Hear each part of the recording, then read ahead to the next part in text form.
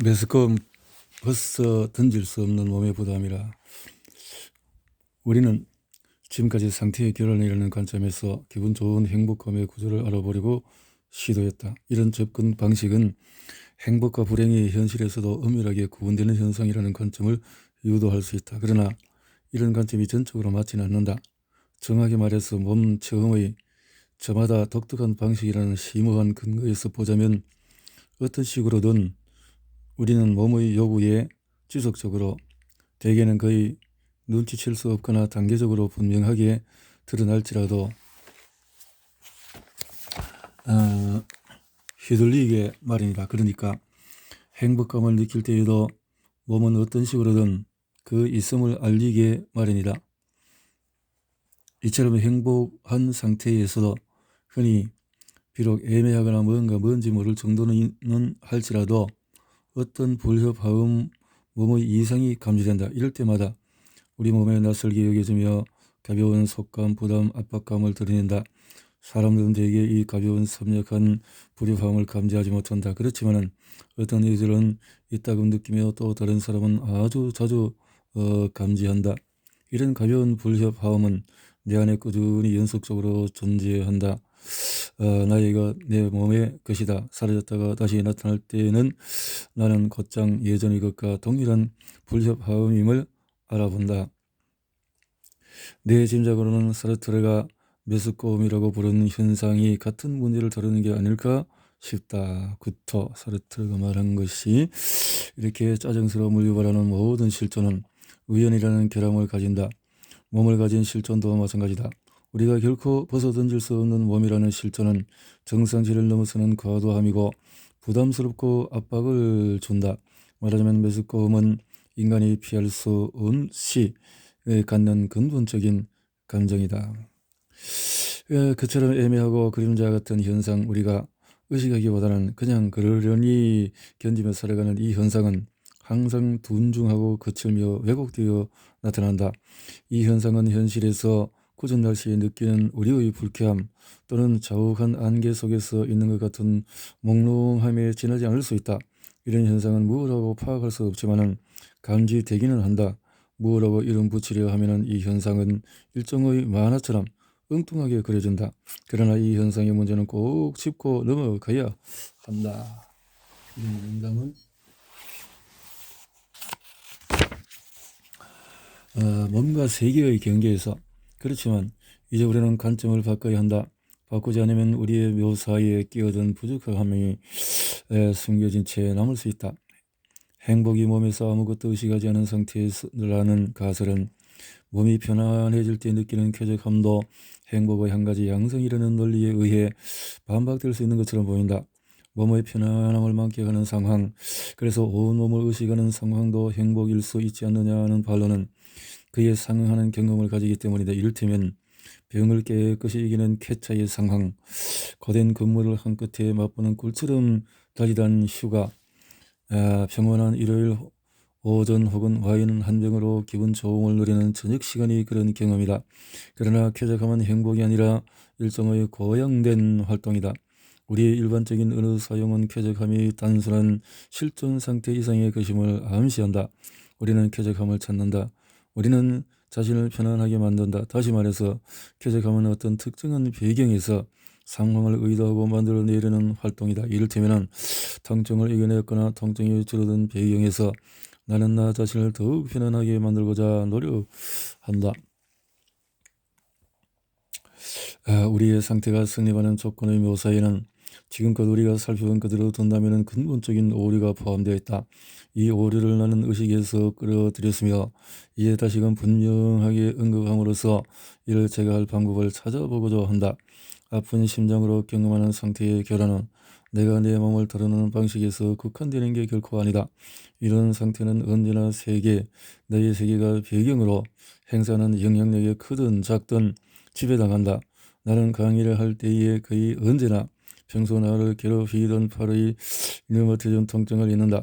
진료 시간이 끝나갈 무렵에 지치고 짜증스러울 때 내가 아직 그 아픔을 돌아보지 못한 환자를 더 잘 진찰해야 한다면 복부에 은근히 든 포만감은 더욱 커진다. 방문을 알리는 친구의 편지는 평소 나를 두렵게 하던 심장의 은근한 존재감을 잊게 만든다. 이는 곧 내 상태가 몸을 다루는 방식에서만 생겨나는 것이 아님을 뜻한다. 제3자, 곧 세계가 언제나 함께 끼어든다. 내 몸은 하나의 상황, 내가 맞닥뜨리는 상황이다. 이 상황에서 나는 무엇을 하거나 상황을 부정하거나 긍정할 어떤 태도를 취한다. 그러나 몸만으로 상황 전체가 이루어지는 것은 아니다.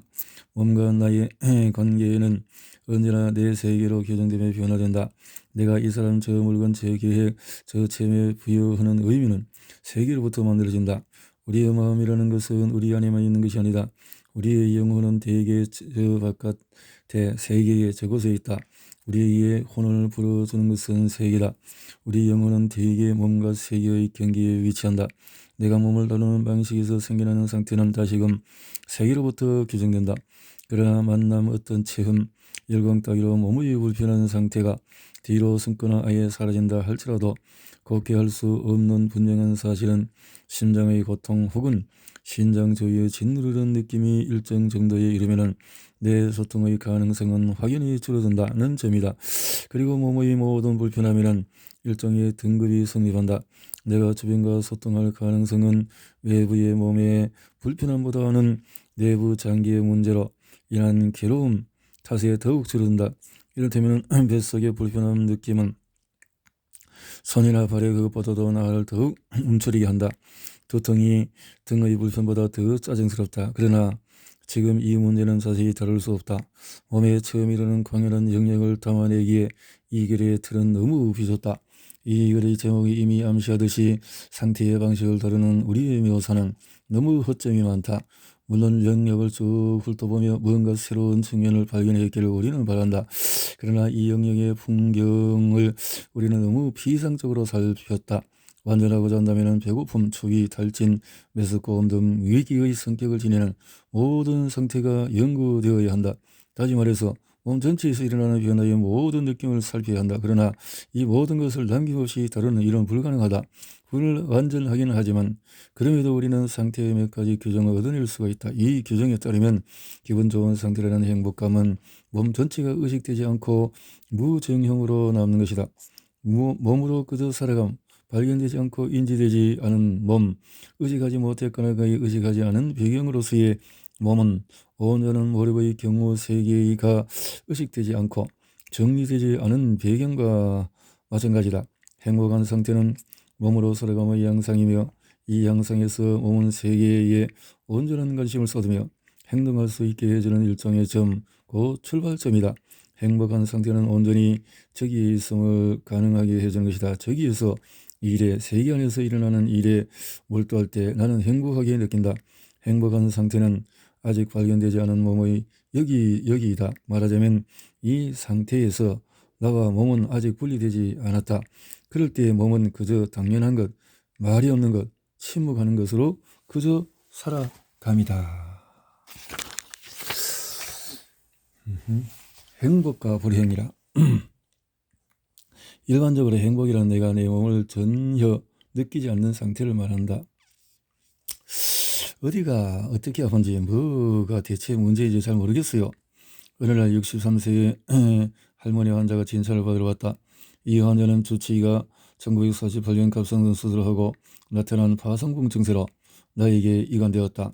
수술을 받고 4월 동안에 그녀는 심각한 경련증을 보였으며 나중에도 간간히 경련에 시달렸다. 그렇지만 벌써 오래전부터 할머니는 더 이상 경련에 시달리지 않았다. 어떤 불편함 때문에 의사를 찾아오게 되느냐는 질문에 그녀는 이렇게 대답할 뿐이었다. 오래전부터 기운을 차릴 수가 없어요. 이런 말 외에는 그 어떤 이상함도 발견할 수 없었다. 이리저리 몇 가지를 캐묻고 수고를 거치고 난 다음에야 비로소 예를 들어서 밭일을 하기가 힘들다는 이야기를 들었다. 너무 빨리 피곤해지는 통에 중간에 몇 차례 쉬어야 했고 한숨을 쉬었다. 대개 한두 시간 작업을 한 뒤에 다른 사람보다 일찍 낙담한 채 귀가해야 했다고 말했다. 뜨개질도 힘들기만 했단다. 15분 후에 휴식을 취해야 했다. 감자를 깎는 일도 힘겹기는 마찬가지였다. 아무것도 할 수 없어요. 모든 게 예전같지 않아서 화가 난다고 말했다. 무엇을 해도 즐겁지 않다는 말도 했다. 더 집중적으로 이것저것 물어보았으나 환자로부터 알아낼 수 있는 것은 더 없었다.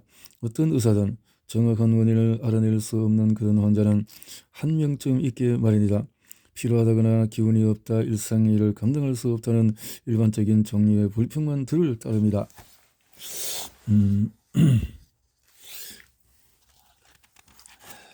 상상과 감각에 벌써 8년째 기운을 차릴 수 없어요. 병세를 특정할 수 있는 증상을 집중적으로 캐묻고 나서야 좀 더 많은 것이 밝혀졌다. 환자에게 직접 손과 발이 저린 현상이 있는지 묻자 그녀는 훔친 놀라는 무표정을 지으며 감자를 깎거나 바느질 혹은 뜨개질 할 때마다 손이 저린 바람에 이내 일을 멈춰야 한다고 말했다. 그러나 정확히 어떤 아픔을 느끼는지 구체적인 묘사를 요구할 때마다 환자의 주의를 그쪽으로 유도해 주어야 했다. 의사가 단도직입적으로 캐묻지 않으면 환자의 묘사는 원래 그 말투 곧 오래전부터 기운을 차릴 수가 없어요 하는 지극히 일반적이고 모호한 말만 되풀이할 따름이었다. 함께 이야기를 나누며 일련의 중요한 증상을 확인하지 않느냐는 의사의 캐물음에 환자는 난처한 미소를 지으며 말했다.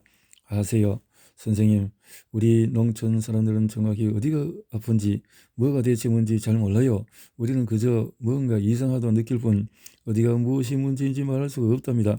이 지극히 일상적인 경우에는 특수한 점은 인간이 질병에 걸렸음에도 따라서 자신의 증상을 명확히 묘사할 수 없을 뿐만 아니라 자신의 병을 일상생활의 요구를 감당할 수 없는 일종의 좌절로 체험한다는 사실이다. 우리의 여성 환자는 감자 깎기를 20분 정도 하고 나면은 생기는 손가락의 경련 현상을 실제로 제대로 지각하지 못했으며 손이 마비되는 현상의 전 단계인 저림도 정확히 알아차리지 못했다. 그녀는 집중적인 캐물음을 받고 나서야 비로소 입술 조이가 아무 느낌도 없어진다는 사실을 기억해냈다. 뜨개질을 할 때마다 아래팔이 잡아당기는 것처럼 아픈 건 역시 대화를 나누면서 비로소 깨달은 것처럼 보였다. 이 환자는 강직성 경련, 저림 현상과 손마비 관련 모든 증상을 체험했음에도 자신의 아픔을 충분히 객관적일 정도로 묘사하고 말해줄 처지는 아니었다. 그녀는 자신이 의심의 여지 없이 이 질병 과정을 이 병을 이겨내는 데 필요한 인간관계의 소통이 요구되는 정도로 객관화할 수 없는 게 분명했다. 그녀는 우리가 고혈을 할 때 흔히 보는 쇠약함에 빠질 뿐이었다. 집중적으로 질문하면서 이런저런 증상의 연관을 지목하고 의사와 환자가 공동으로 노력을 기울여야 뭐가 정확히 문제이고 자세하면서 부위를 콕 집어낸 증상, 곧 아픔이나 경련이 어느 신체 부위에서 일어나는지 알아낼 수 있다고 해주어야 간신히 입을 열 따름이었다. 우리는 이 경우에 환자가 오랫동안 그저 막연한 병의 느낌을 가졌을 뿐 그 어떤 일상적이고 특징적인 현상을 자각할 수 없었다는 사실을 확인했다.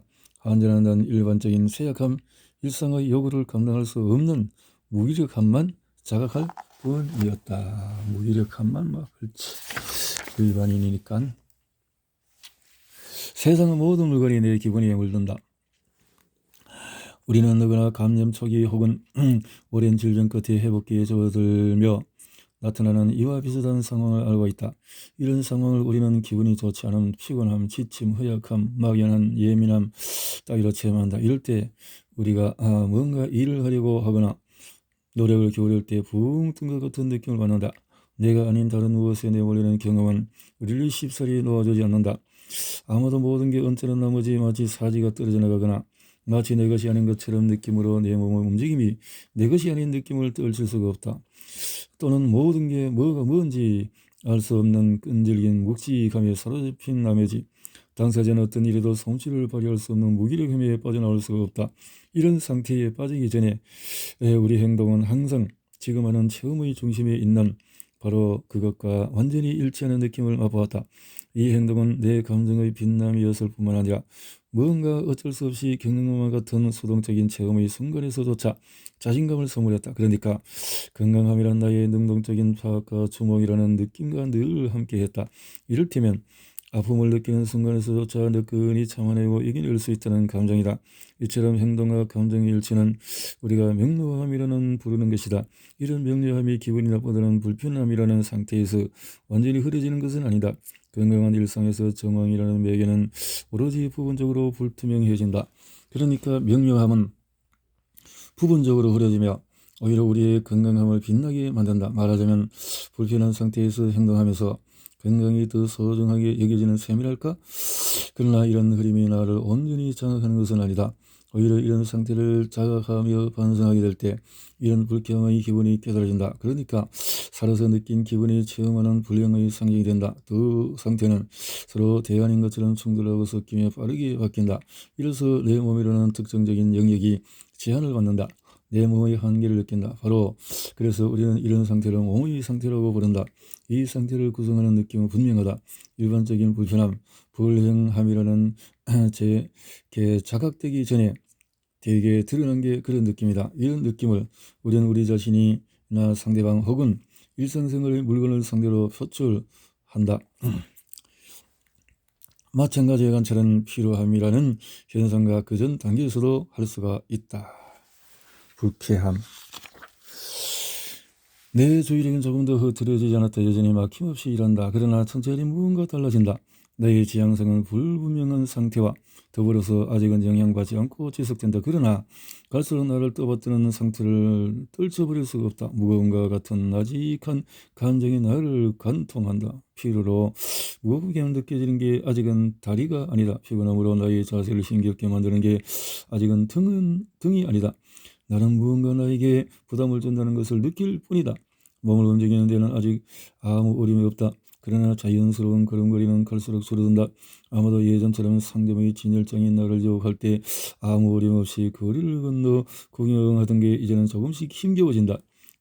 주변은 그 다양한 매력을 잃어버린다. 아무 생각 없이 앞으로 걸음을 내딛는 게 이제는 의식적인 결단을 필요로 한다. 당연함에게 여겨졌던 방해받지 않는 능력의 풍요함이 줄어든다. 그 대신에 예전처럼 단순하게 걷는 것에 만족하려고 만든다. 혹은 무언가 부딪히거나 엉뚱한 곳에 들어선다. 예전 같으면 아무런 의식적인 충동이 없이도 자연스럽게 피할 수 있던 일이다. 이런 식으로 피곤함은 시작이 된다. 반면에 본격적인 그 자체로 체험되는 피곤함은 내 사지의 몸의 본래적인 부담과 묵직함이 그 특징이다. 이제 피곤함은 그저 단순히 뼈와 근육을 사로잡는 무거움만으로 나타나지 않는다. 피곤함은 태도와 운동에 고스란히 나타나며 피곤함 이전의 상태와는 전혀 다르게 주목이 된다. 나의 주의력과 활동은 이제 태도나 운동에 고착되어서 피곤함에서 벗어나지 못한다. 태도와 운동 그 자체가 문제가 된다. 이제 내 태도는 거듭 추슬려야만 태도가 된다.